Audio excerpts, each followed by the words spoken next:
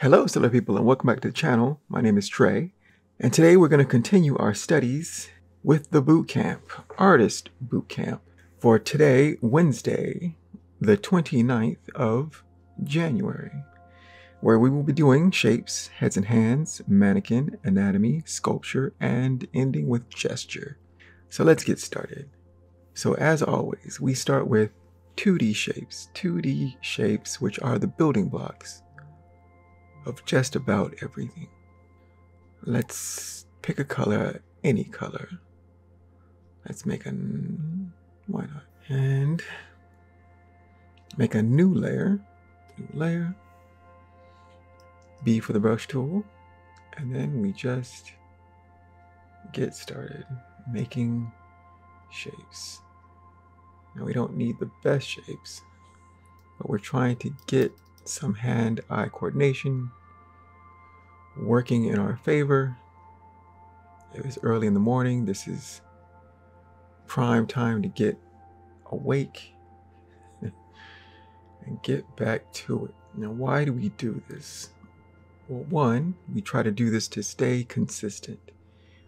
If we want to be great artists, we have to keep moving our pencils and pens in any way we can, rack up that mileage, and we become more familiar with our tools, and we just keep moving forward.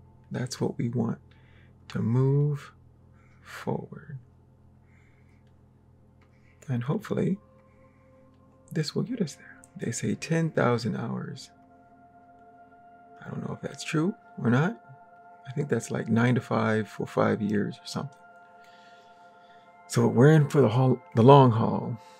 We always got to start somewhere. We start with simple shapes.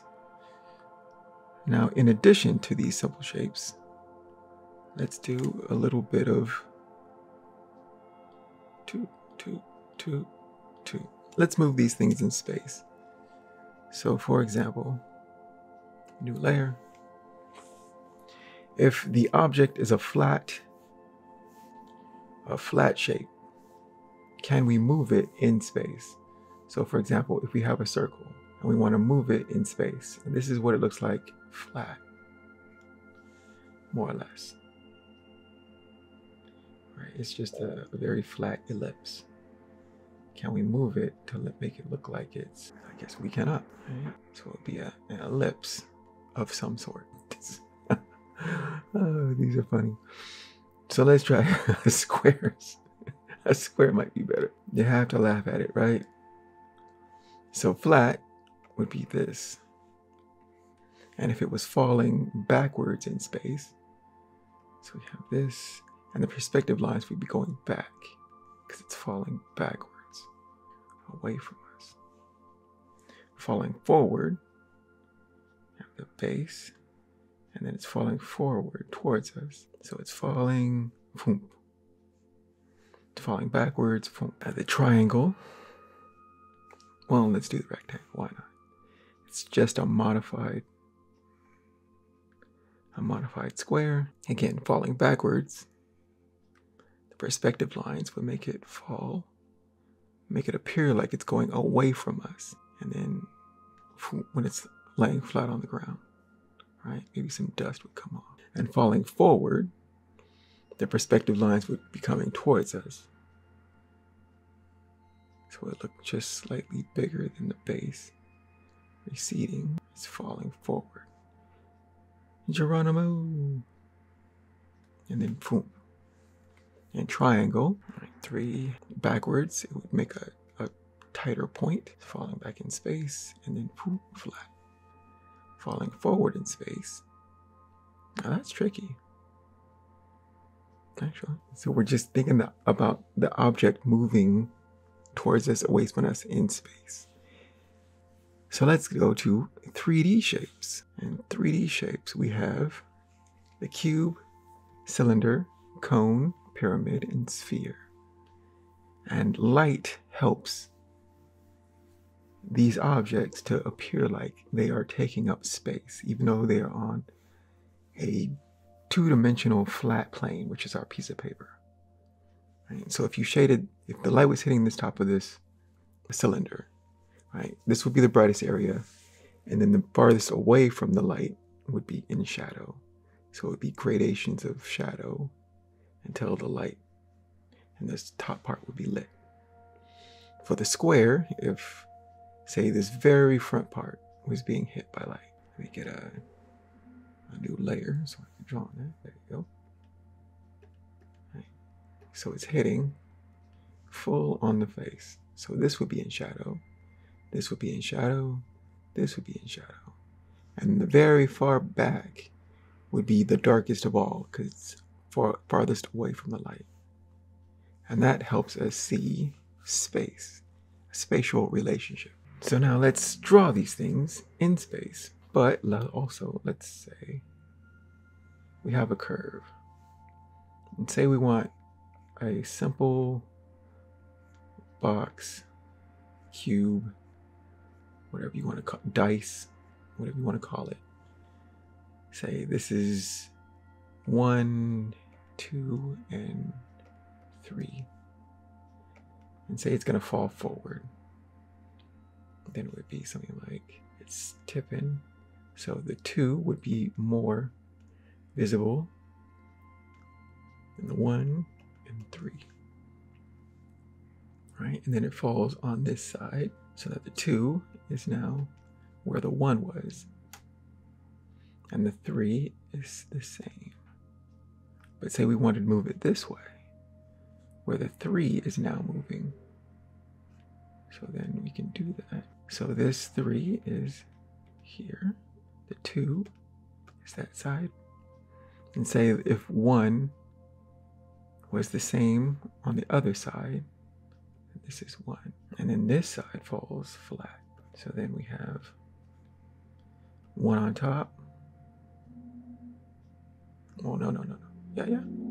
No. 1 would be here. 2 would be here.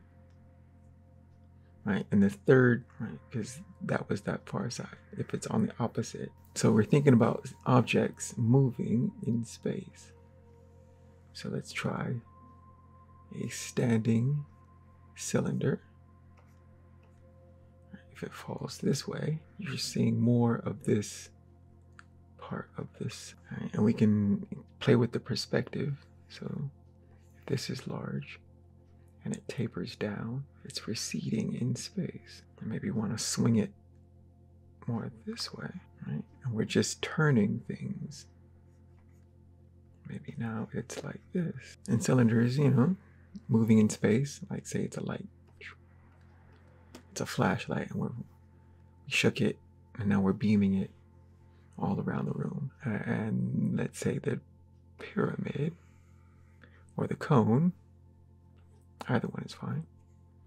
If it's lying flat and tips forward, it's a shaky pyramid, and then it falls flat, but there's that the four-sided bottom. And what if it swung more towards us, right, the point? So we're just thinking about objects moving in space. And why does this help? Because in reality, things are always, something's in front of another thing, and as we move, the object moves, right? So at a distance, a car would be small and blocky, and as we walk closer to it, it gets bigger and more defined, and stuff like that. At a distance, closer, as we move in space. And other things like people, planes, cars, animals, they move in space. And they change their shape depending on where we view them from. So this is just not experimental, it's just something to think about. And that is shapes, simple and complex shapes. All right, now let's talk about heads and hands. So first we start with Horatio, the skull example, which is the basis of our head, looking at 3/4 to screen right. So let's draw this or break it down. So on that layer, V4 for 40% opacity, new layer on top of that. And let's B for the brush tool. So the basic is a large circle. Right, we know the drill. A large circle or circular shape for the cranium. Cranium is where your brain is housed, right? All here. And your eyes and the sockets, the nose cavity, nasal cavity, all within this large shape, and it comes out, well, out for the eyebrow ridge, comes in, and then out again. So, right, swoosh, comes in for the cheek, and then the upper teeth are connected to the skull proper, which is all of this. Makes a very interesting shape. So let's, and you can see a side plane. A side plane, right? This light here, because it's being hit by light. And we use that as the side plane as it goes around the zygomatic arch, around the cheekbone, and comes down towards the chin. Right, that's the side plane. And the mandible attaches to the skull proper with muscles that help you chew and talk, right? Facilitates opening and closing your mouth and your teeth. Here, if we break down, okay, so the hairline would be about here. Eyebrow ridge is about here. Your eyes are in the socket. That's about here. The bottom of the nose is for the nose line. The mouth is between the nose and the chin, just about. That's that. And there's this center line about here, going through the nose, right? Those are the major areas of the face. Let's draw that nose. Eye sockets, the nose cavity. There's this, right, where the cheekbone and the mandible. So now let's draw that without the reference. New layer. So first, circle for the cranium, and then we go out, in, out for the cheek, comes in, and then goes into the upper teeth. Right. That was a bit, well, let's do the front is going to be here. I'm all over the place, right? Side plane, around the zygomatic arch, around the cheekbone, coming into the upper teeth. The mandible comes down, and the lower teeth, the mandible has this little bit that goes to the teeth, the lower teeth. And we have the hairline, swoosh. The eyebrow ridge is about here where we came out. So that. The eye line is about here, which is just about above the middle of the skull total. We have the nose line, which is about here. Right? Between the eye line and the chin is where the nose pretty much would sit. And between the nose line and the chin is the mouth, approximately. The nasal cavity, your eye socket, and the eye socket, that is about the skull. Let's take a look. Did we get it right? Just about, right? And that helps me, if you go over it once and then try to do it without looking at it, and then bring it back to see, not bad. I forgot maybe this part or that part, but more or less, we got it.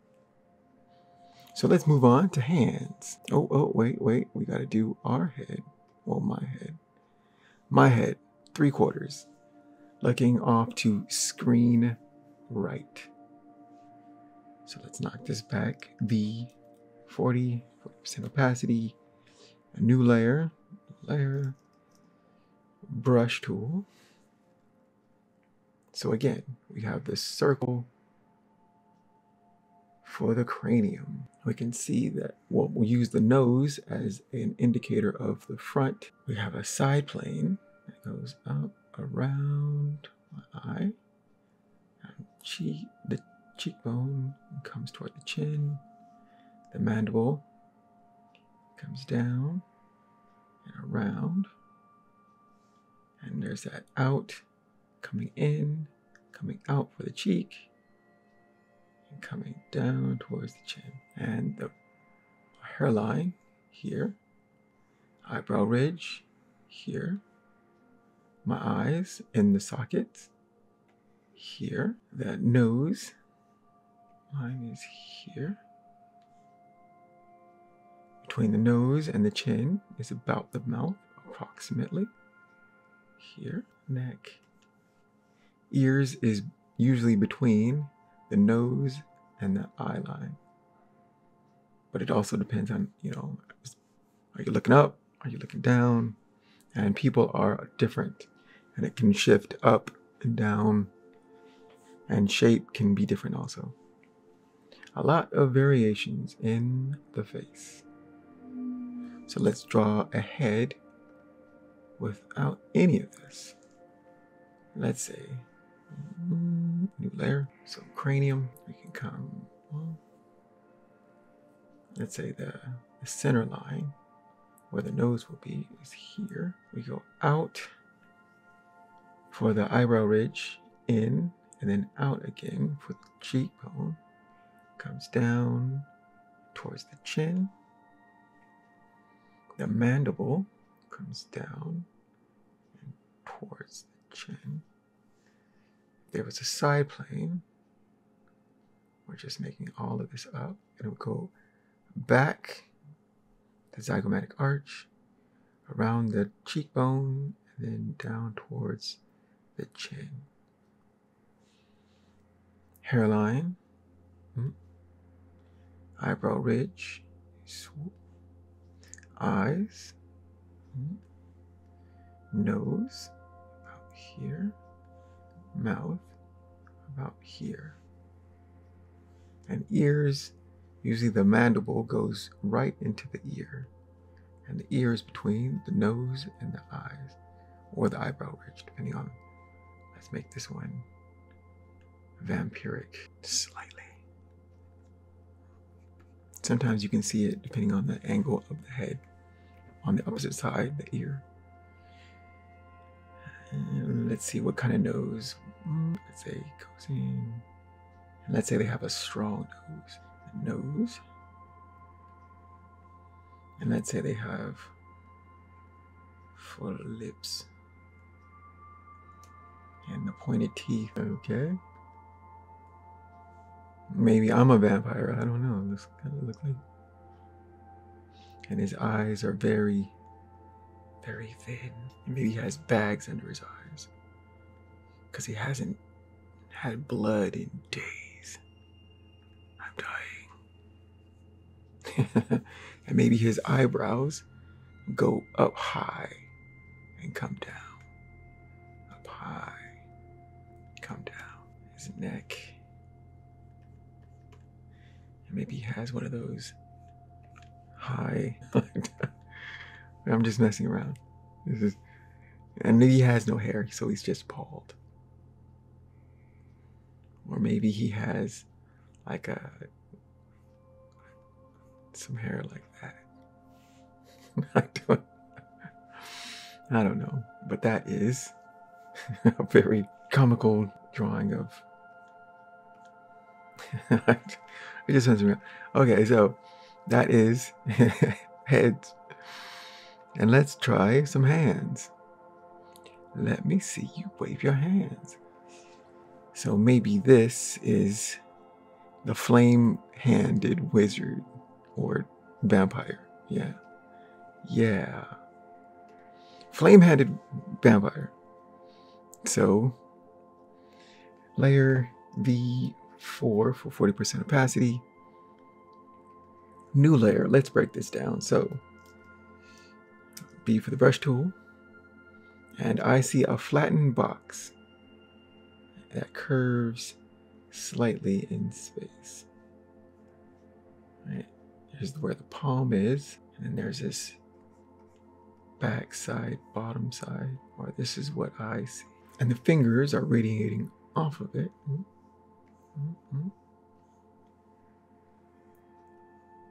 Right, but there's individual digits. These ones aren't as bent as the first. There's some slight overlap between the pinky and the ring finger. And there's definitely overlap between the index and the thumb. Now let's try to draw it without all that. A layer, and it's something like that flattened box or slightly curved box. Looks back in space. There's a flat plane, and the fingers radiate off. So we have swoop, swoop, and the pinky is like that, sort of. And hands are tricky because there's so many moving parts. And it also makes them interesting because they can be arranged in a lot of different ways. Thumb, something like that.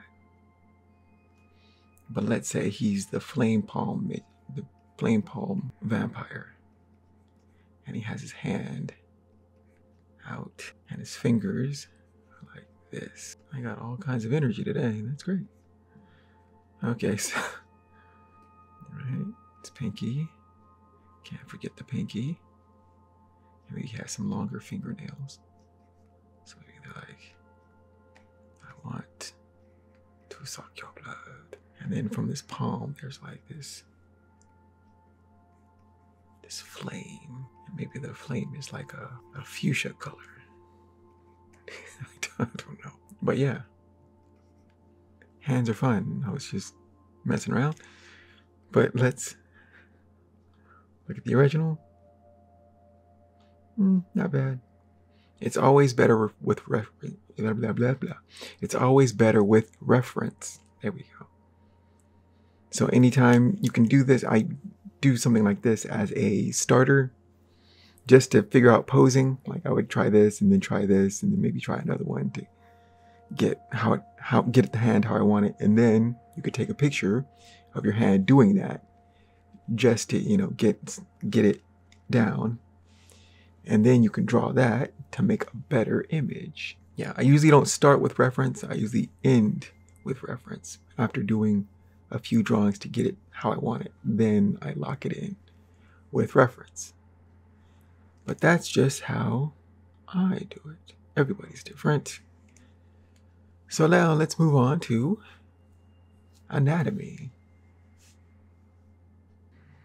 All right, anatomy, back at it again. So here we have our simple anatomy study guide. Gonna go from top to bottom. Let's go. So the trapezius is shoulder muscles, but it's mostly on the back, the neck and back, and it makes a diamond type shape. But it's mostly seen on the front from the upper shoulder. Trapezius. Shoulder proper is the deltoid. Of the upper arm, we have the tricep on the back, brachialis, the green in the middle, and the bicep on the front. So front to back is bicep, it's purple, brachialis, green, tricep on the back. The brachioradialis is this gold colored muscle, and it comes from the outside of the lower part of your upper arm and comes inside towards the thumb. And then there are extensors and flexors, groups of muscles of your forearm. And yesterday we went over a lot of these muscles. And woo, are there a lot. So I boil it down to extensors and flexors. Of the trunk, we have the pectoralis. Now the borders of the pectoralis are the clavicle, this bone that goes across, makes a T shape with your sternum. Clavicle, sternum, and then pectoralis wraps across your upper rib cage and inserts into your upper arm. From the back is the latissimus dorsi, that is covering the back and comes just slightly on the upper side of your torso. The external obliques cover the lower ribs and connects that to the wings of your pelvic bone, right? So this, the love handles. In the center is the rectus abdominis, the upper and lower. Upper is usually the six-pack, where the approximate dividing area is the belly button, upper, lower. And lower comes below the belly button, tucks into the pubic bone. We have the gracilis of the inner thigh. We have the adductor longus, just next to that, coming towards the inside, the middle of your thigh. We have the sartoris, which comes from the wing of the hip outside, comes inside across your thigh towards the inside of the knee, sartorius. We have the rectus femoris, which is in the middle of your thigh, the vastus lateralis on the outside of your thigh. And the patella is your kneecap, the patella, and the patellar tendon comes from the patella and goes down to your ankle. The gastrocnemius, or your calf muscle, is mostly seen on the inside of your calf, lower leg. Also, it's on the back, but it's covered by these other. You can't see it because of the other muscles. On the outside of the patellar tendon is the anterior tibialis. Anterior tibialis. And on the outside of your leg is the fibularis longus. And between the two, between the anterior tibialis and the fibularis longus, is the extensor digitorum longus in red. Right on. Now let's use a mannequin and try to make simple shapes and map some muscles. So, let's see. All right, let's knock this guy back. V4, no. V4, 40% of patterns, 50. All right, new layer. B for the brush tool. For simple shapes, that simple circle for the cranium. And then we come down for the mandible. There's the neck. The rib cage is a modified circle or egg shape. The hips are a box, and there's a slight side plane in shadow because light is coming from this way, right? So there's a shadow here, shadow here, shadow here. So we'll use this shadow as the side plane of the box. This is his dominant leg. You can see this swoosh for more dynamic posing. He's a model. Bam. So that box is slightly contrapposto. And then we have the joints as circles. Deltoid, elbow, wrist, knees, ankles, and cylinders for the limbs. Cylinders for the limbs. Cylinders. And that. Whoop, let's give him some feet. Come on. He needs to stand. And some hands. And that is the mannequin with simple shapes. Now let's try it with muscle mapping. New layer. And actually, let's take away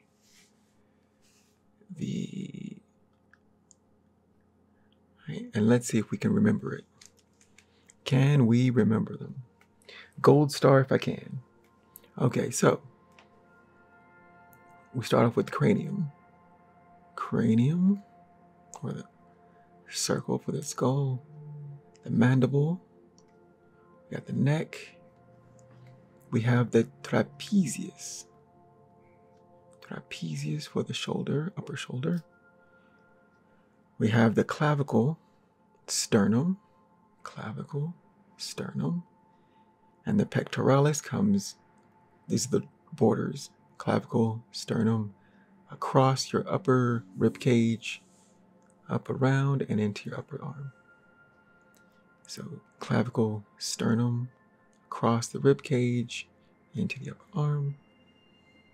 We have the deltoid. We have the bicep, brachialis, tricep on the back. So bicep, brachialis, tricep on the back. We have the brachioradialis coming from the outside and comes in towards your thumb. And then there's extensors and flexors. Right? There's a lot of muscles within your forearm to help you move your fingers and wrists in varied positions. Brachioradialis outside comes towards the thumb. Extensors and flexors. Of the trunk, we have the rectus abdominis. The belly button's here. I think it ends around here. And the lower part is below that. It tucks into your pelvic bone. We have the latissimus dorsi from the back. You can slightly see it on the around the lower rib cage. And the lower rib cage connecting to the pelvic bone is the external obliques, your love handles. Hips, that contrapposto, the gracilis, no. Right? Now I'm starting to doubt myself. I want that gold star. Gracilis of your upper thigh.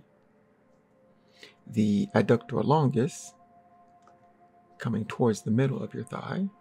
The sartorius comes from the wing of your pelvic bone, comes down and from the outside, comes inside towards your knee. Inside towards your knee. Again. From the outside, comes inside towards the knee. Sartorius. We have the rectus femoris of the middle of your thigh. And the, vastus lateralis. There we go, on the outside. Vastus lateralis. There's also the vastus intermedialis, which is in the middle. Vastus medialis in the inside of your thigh. The vastus group. The patella, of your kneecap. The patellar tendon comes from the patella down to your ankle. On the inside, we have the gastrocnemius, the calf muscle, on the inside of your thigh. Just to the outside of the patellar tendon is the tibialis anterior. Tibialis anterior. And then on the far outside of your calf is the fibularis longus. Fibularis longus. And then there's the extensor digitorum longus between the two, between the tibialis anterior and the fibularis longus. And I think I've nailed it in one. But just to take a look. Right? These ones always trip me up. Anterior tibialis, fibularis longus, extensor digitorum longus. And also the vastus lateralis. I don't know why I can't. Nicely done. So now let's do statuary. So let's close the mannequin. Go to statues. All right. So this is a statue of Hercules, I believe. And the signifiers that it's Hercules is he has a club, and also the skin of the Nemean lion? I think it's Nemean lion, which was said to be impervious. And he killed it by grabbing it and then squeezing it to death, since its skin was impenetrable. So that's one way to do it. And then he took the skin. If it's the skin can't be cut or damaged, how did he get it off the creature? Anyways. And now he wears it as protective armor for himself. Hercules, everybody. That's okay, so again, we're going to break him down. If I can find him. All right. Yeah. So V, 50%, new layer. Again, we'll do the same thing. B for the brush tool. Simple shapes first. Okay, so circle for the cranium proper, skull proper. Comes down for the mandible. Yes, a neck. The modified circle or egg shape. I'll just say egg shape. For the rib cage, he has, again, you see that swoosh for his dominant leg. So this leg is carrying most of his weight, so it's slightly higher, and there's this side plane. We'll use this. So there's a slight angle to his hips. The joints are circles, shoulders, deltoid, elbows. Where's his elbow? Somewhere around here. Wrist, knees, ankles. And then we connect those with cylinders. Connect them with cylinders. And that is, oh, let's give him some feet, come on. It's not slack. And hands. All right. And that is the simple shapes for Hercules. Now let's map those muscles. And again, let's try it. Okay, so new layer. Okay. So again, a circle for the skull proper. Mandible makes it an oval. It's got a neck. He has well-defined trapezius. Look at that. Nicely done, Hercules. The clavicle. Also, there's some shoulder tilt. Shoulder tip, tilt, hip tilt. Makes it more dynamic. Anyways, clavicle, sternum. And along the clavicle, sternum, across the rib cage, and tucking into the arm is your pectoralis. Pectoralis borders clavicle, sternum, across the rib cage, your upper rib cage, and tucking into the arm. The deltoid for the shoulders. We have the bicep, brachialis, tricep on the back. Can't quite see here, but bicep, brachialis, tricep on the back. We have the brachioradialis coming from the outside, coming towards your thumb. Right, outside towards the thumb. Extensors and flexors of your forearm. Extensors and flexors. Of his trunk, we have the rectus abdominis. Right, his belly button's here. The six-pack, you can kind of see it. And then the lower goes into his pelvis. The latissimus dorsi is from the back and it wraps around towards the front. That covers some of the upper, well, the lower ribs. And then a lot of the lower ribs are the external obliques that attach from the lower ribs to the pelvic wings, pelvic bone wings. Right? The love handles, that box for that hip tilt. The gracilis of your inner thigh, gracilis. We have the adductor longus coming towards this middle of your thigh. The sartorius from the hip, outside hip, comes across towards the inside, across your thigh, towards the inside towards the knee.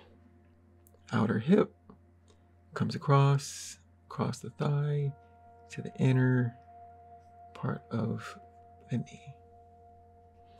Rectus femoris is the center of your thigh, and the vastus lateralis. Lateral means outside, or the outer side of your body. Vastus lateralis. Vastus intermedialis, vastus medialis. The patella, kneecaps, patellar tendon, comes down towards the ankle. The inside of your calf, or the gastrocnemius, calf muscles. There is just to the outer side of the patellar tendon is the tibialis anterior. Tibialis anterior. On the far side, on the outside of your lower leg is the fibularis longus. Fibularis longus. And between the two is the extensor digitorum longus. Right on. Nicely done. But let's take a better look at those leg muscles. Right, shall we? Well, first, let's see if we got... Did I get them right? I think I did pretty good. Gold star. Maybe it was luck, I don't know. So let's take a look at those. The lower leg. So the lower leg. Here is part of the pelvic wing. If you mirror this, you get the full thing, right, of your pelvis. But we're looking at the bones of the lower leg. We have the femur, very strong, the longest, strongest, I think, bone in the body. One bone, right? Very thick, very strong. Takes a punishment because you're standing, walking, running, all the leg things, right? So color-coded, we have the head of the femur in red, the neck of the femur in orange. In gold, we have the greater trochanter. Greater trochanter. And this is if the body's facing towards us. This is the back side. Right? That's the difference between these two. The lesser trochanter in green is this little knobby bit, which can be seen better from the back side, the posterior side. The little green bit. The lesser trochanter. The lateral epicondyle in blue is here. The medial epicondyle in purple, right? Medial inside, or on the inner side, lateral on the outer side, right on. And the patella is your kneecap, right? And so those are the bones of your your thigh bones, the femur. So let's take a look at. Okay, so there are a lot of muscles of your thigh because it helps you walk, stand, run, jump, all the things we humans do as we stand upright. These muscles help with that. So let's run it down. There's a lot of them. From the front side, a lot of these shall be familiar. But we have the tensor fascia lata in green up here near the outside of the hip. The sartorius, right, coming from the iliac crest, the pelvic wing, and coming inside across the thigh. Right, sartorius. The rectus femoris, we know that one in the middle. Vastus lateralis in gold on the outside. There is a vastus intermedius underneath, and the vastus medialis in this, what would you call it, burnt rust color. Call it rust. Vastus medialis, so vastus lateralis, vastus intermedius, vastus medialis. Yeah, that's that took me a while. Quadricep tendon, right, in white. And of the inner thigh, right, upper inner thigh, we got the iliopsoas in, what is this, a light purple here. Iliopsoas. The pectineus in purple or grape here. Adductor longus, we know that one. Purple here.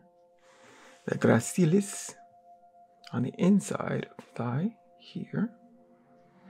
The adductor magnus, very small, but you can see more of it on the back side of your thigh. Adductor magnus. The patella, of course, is the kneecap, and the patellar ligament, goes from that downwards.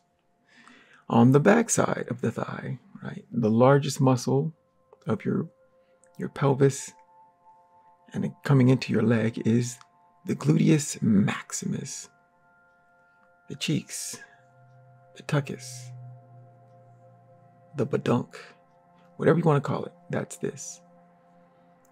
The gluteus minimus, right, there's a little bit. The iliotibial tract, right, runs along the outside of the iliotibial tract.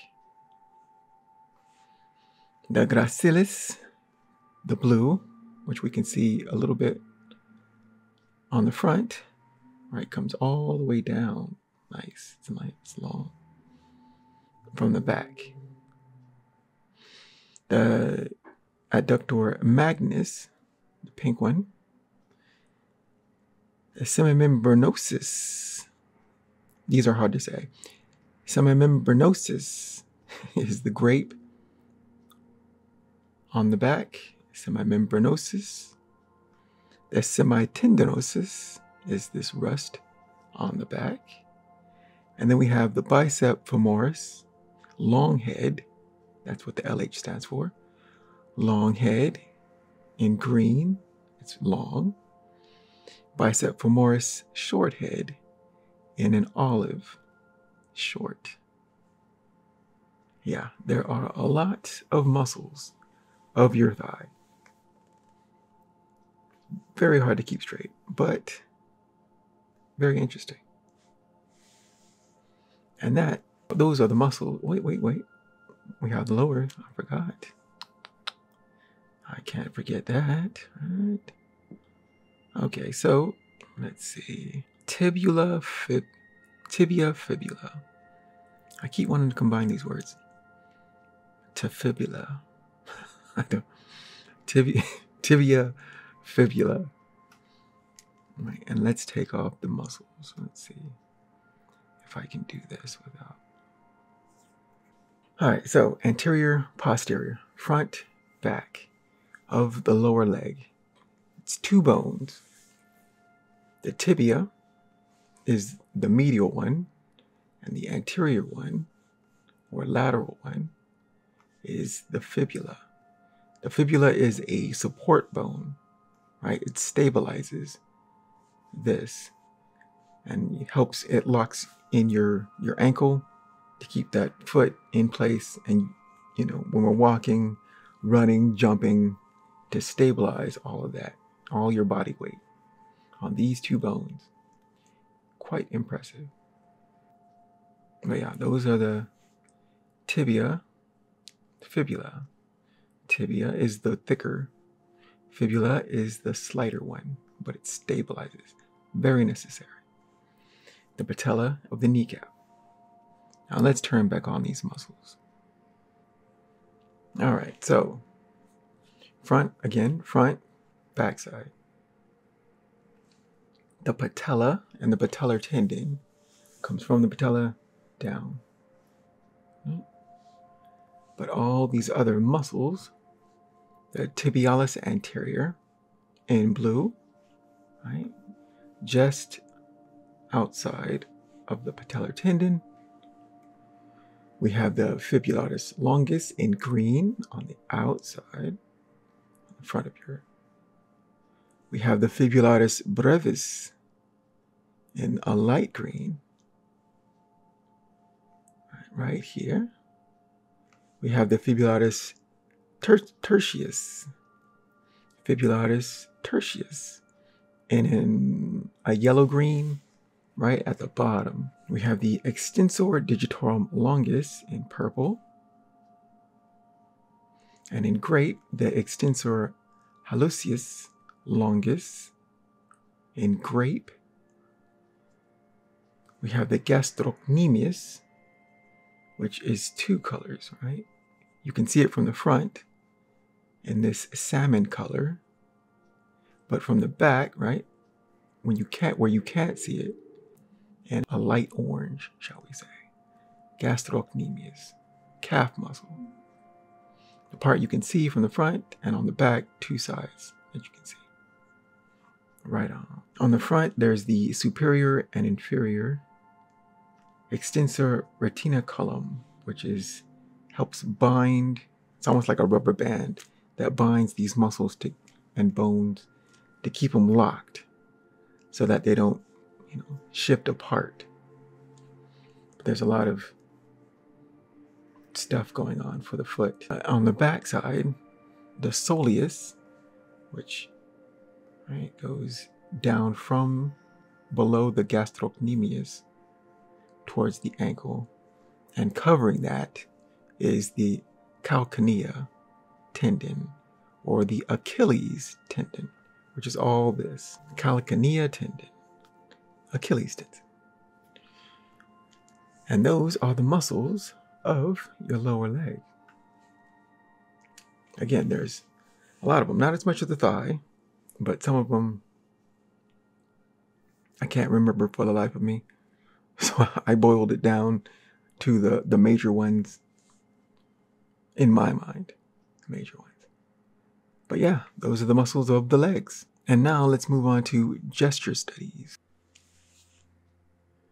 And now for gestures. Gestures are very small. Well, for me, gestures are very small, just ideas worked out on paper.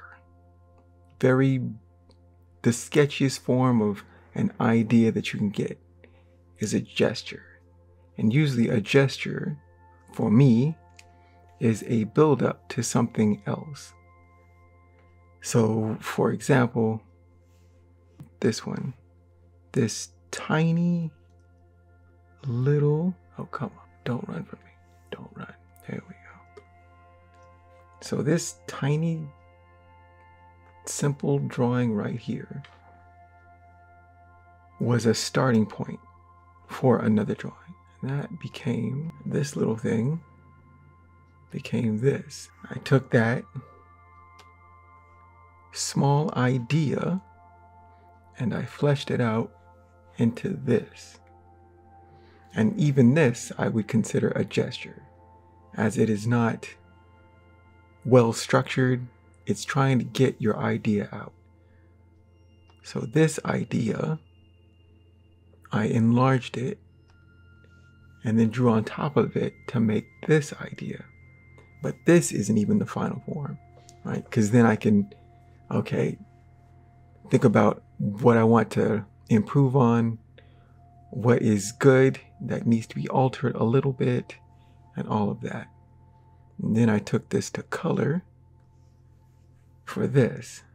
And this is even still, for me, a gesture in form and color, because I could work on it more to get it into a shape that I would be more happy with. So it's a great way to test your ideas.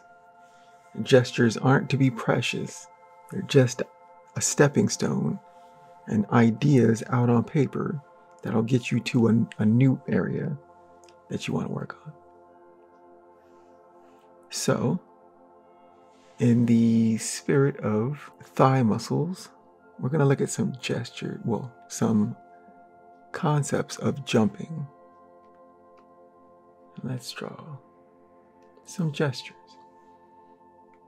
Just of the action, I typed in dynamic jump into Google, and then just like this one's pretty cool. And it's not to be labored too much over. You're trying to get an idea out of your head and onto paper.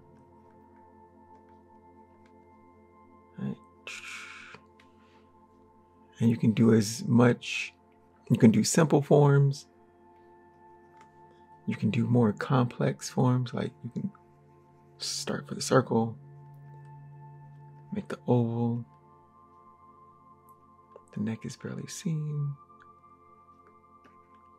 the egg shape is about here. He has his midsection, his hips. There's a slight tilt because one leg is lower than the other. One leg is higher. Kneecap comes down, gastrocnemius. And I'm just mumbling to myself. Foot, deltoid. It's just ideas. You're trying to get your ideas out on paper. Don't leave them stuck in your head. Get them out. Get them out.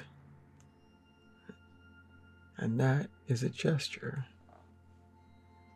And you can plus it. You can, well, plussing, I mean, make alterations that would make, in your mind, the image better. Make it more dynamic. Make it more interesting for a viewer to look at. I like this one. All right, so let's try that one.